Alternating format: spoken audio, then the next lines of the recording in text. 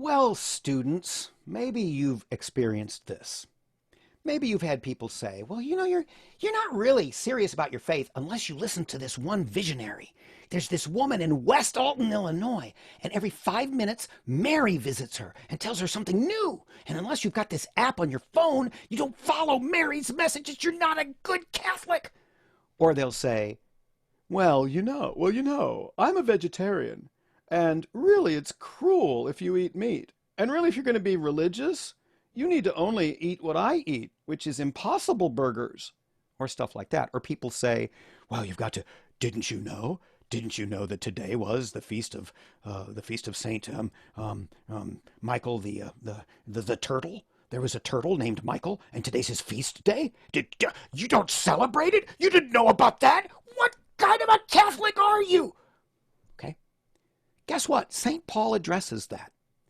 Because what happens when religion becomes religion is you get crazy people who start doing things that people want to do with it rather than using religion as a means to connect with God. So what does our buddy St. Paul say in Colossians?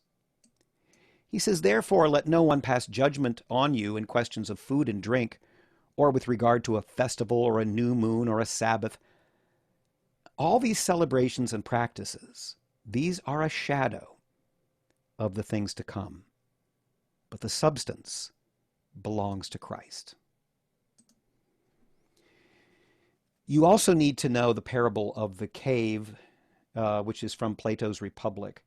That's just a piece of knowledge that everyone should have in the world. And that's a story told in that dialogue of Plato about people who are prisoners in a cave and who see shadows on the wall. And they think the shadows are the real things, but the real things are the solid objects that the light is shining on. And your job, when you're educated, when you're converted, is to turn away from the shadows towards the three-dimensional objects and the light that casts the shadows. Christ is the substance. He's the three-dimensional source of all reality. Christ, God, is the realissimum, the highest real, the highest source of reality, the highest being beyond even the beings we see around us. That's the substance. That's the reality. Everything else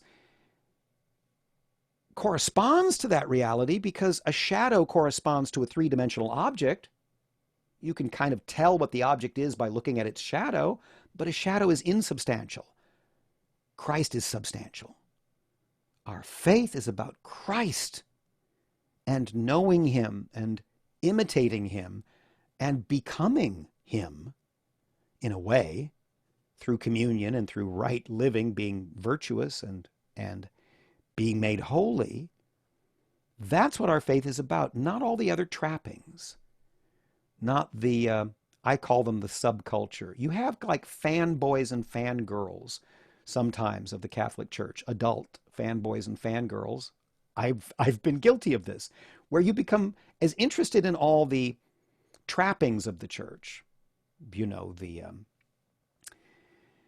you might know all the various liturgical garments. You might know the ins and outs of the feasts and the fasts. You might know the ember days from the old calendar. You might know, all this stuff that's interesting, but that ultimately is trivia. Ultimately, it's a human expression. It's like the law itself, the law of Moses. There's something about it that leads you to reality, but that isn't in itself real, so that you shouldn't stop with the image, because then that's a form of idolatry. The images are like Mary, my soul magnifies the Lord.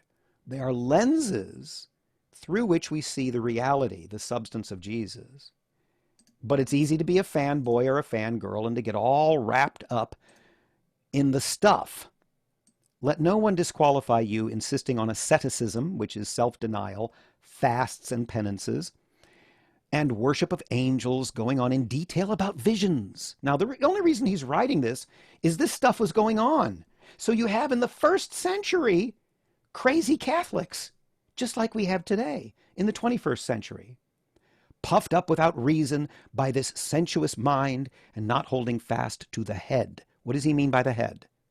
From whom the whole body, nourished and knit together through its joints and ligaments, grows with the growth that is from God. He's talking about a body. You need to hold fast to the head. Who's the head of the body of Christ? Jesus. He is the head of the body that we're part of. We've got to focus on him. Don't get distracted with all this other stuff. And according to St. Paul, don't let other people give you guilt trips over the rest of this stuff. If with Christ you died to the elemental spirits of the world, he uses that phrase in several of his epistles. We're not quite sure what he means. He could mean sort of the demonic spirits who are at work in the world. He could mean just devotion to the things that the body likes and that our fallen nature likes. But we've died to all of that through Christ, remember, through baptism. He just told us this, and we talked about it yesterday. If with Christ you died to the elemental spirits of the world, if you died with Christ, why, as if you were still alive in the world, do you submit to regulations, human regulations, regulations such as do not handle, do not taste, do not touch, referring to things that all perish as they are used, according to human precepts and teachings? Don't worry about all this worldly stuff. You've died to it.